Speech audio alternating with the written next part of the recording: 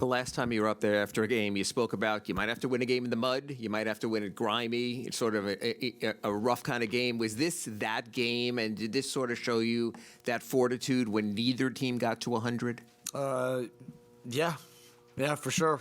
This was a game that you just knew in the first quarter that it was going to be back and forth, and you just had a feeling that neither team would be able to create any kind of separation of 15, 20 points. They defend very well, and we came into this game, with the intention to defend much better, than we did the other night. And this is, a throwback Miami Heat game, probably a throwback Miami Orlando type game.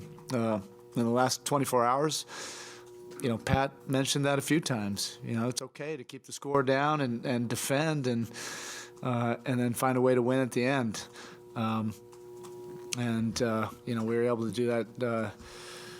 I thought it was fitting that we were able to seal it with a defensive stop. That part was encouraging to see. And obviously, Bam, we ran a lot of actions through him down the stretch, and then he hit the big one to give us the lead. Kind of along those lines, how refreshing, maybe for lack of a better word, is it to know that a 99-96 game can exist still in this except for less NBA. than 2 minutes left in the third quarter is the usual score now. How? And I think the fans really enjoyed it, right? I mean, hey, we also want to score 120 at times, but look, Orlando is a good defensive team. They are disruptive. They're long. They're active. When you think you have an advantage, they cover up ground and they have quick hands. They've been doing this all year long.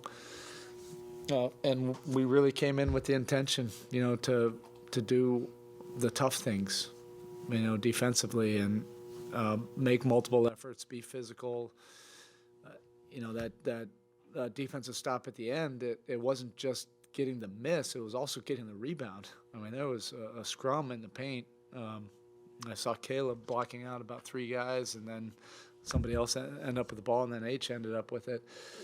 But it's those kind of efforts, and it's the mental toughness to be able to do the necessary things to get a win, rather than this contemporary NBA just trying to outscore the other team. You mentioned about how important was Bam's playmaking tonight, just helping juice the offense in different. My first question to the coaching staff, because I just felt that he had his fingerprints all over this game. Defensively, he was anchoring everything. We had him sometimes on the 5, sometimes on the perimeter. If he was on the perimeter, he was there to plug everything up, guide everybody through all the actions, and then finish the defense with a rebound.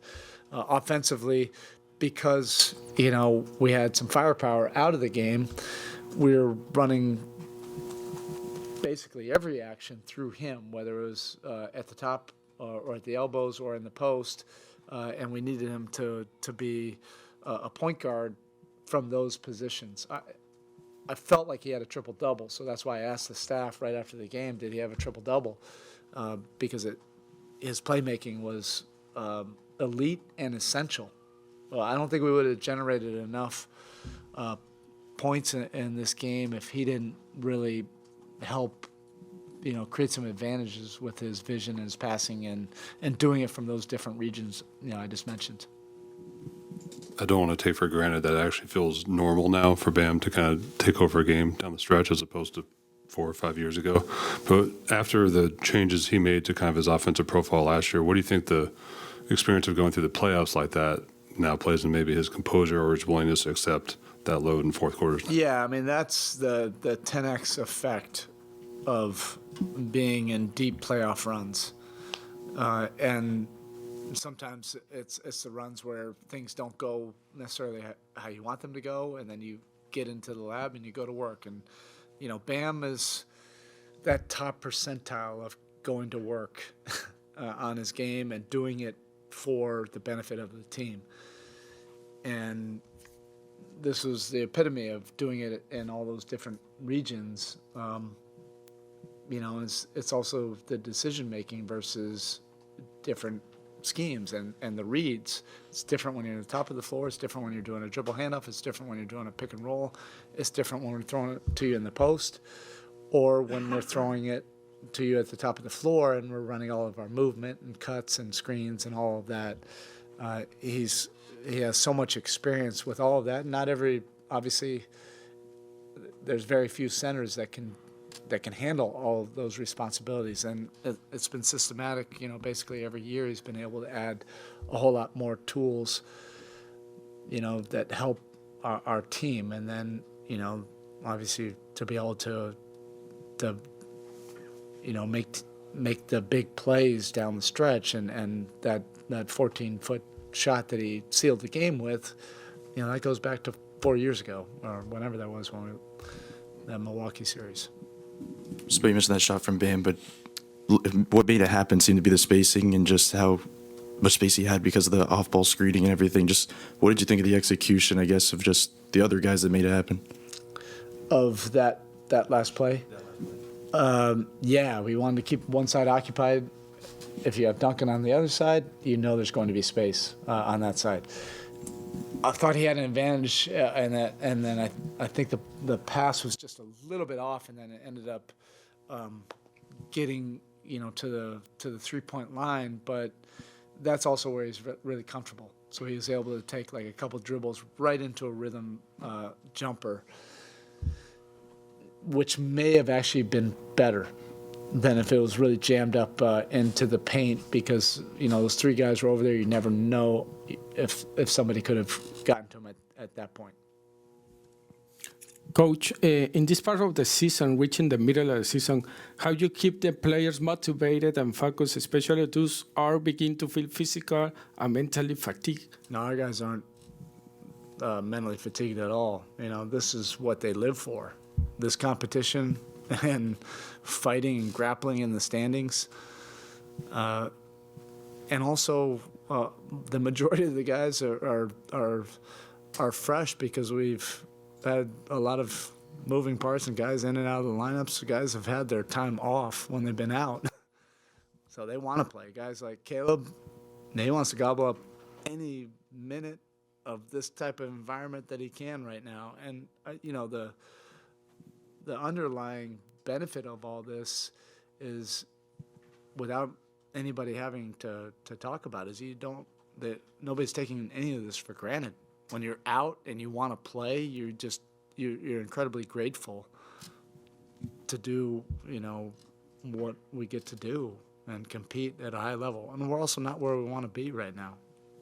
We were 7th before this game. I don't know where we are right now, but it's not where we want to be. 7.8 seconds left, up by 3. I guess Jimmy didn't make the call on this one. What were your I thoughts? talked about it. It was a free throw. Quinny and I were discussing it, and without Jimmy and Kyle out there, we just didn't feel comfortable making that call because that's a valid point. With under 8 seconds, they had no more timeouts. I just didn't trust it, and I felt like we could get it to their 3-point shooters with that lineup. We could switch and take away any kind of rhythm shot where there might be an advantage from a scramble.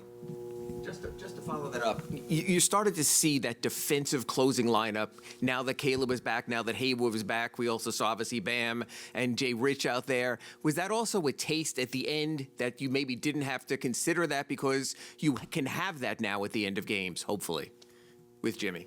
We'll roll with whatever we have to do.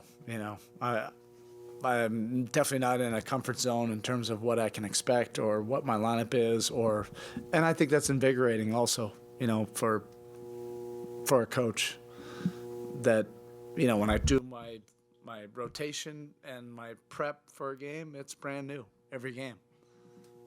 And hey, that's keeping me young and keeping me really invigorated. It actually does keep you sharp. You can't skip any steps. You can't take anything. You definitely can't check boxes and mail it in. There's a different kind of prep, this year. Coach, you alluded to Caleb, obviously first game since Christmas. You always mention that quick twitch that he has. Did you see that tonight, especially because that second half For was sure. huge? You know, he also has, you know, I mentioned that a bunch of times about his his quick twitch, but really also it's just his competitive spirit. You know, he's that same language as Bam and Jimmy. Like, it's that same deal. He's a gnarly competitor. That transcends all the quick twitch, the X Factor stuff, all that stuff. He's an elite competitor, and that's, you know, why we appreciate him so much. All right, thank you.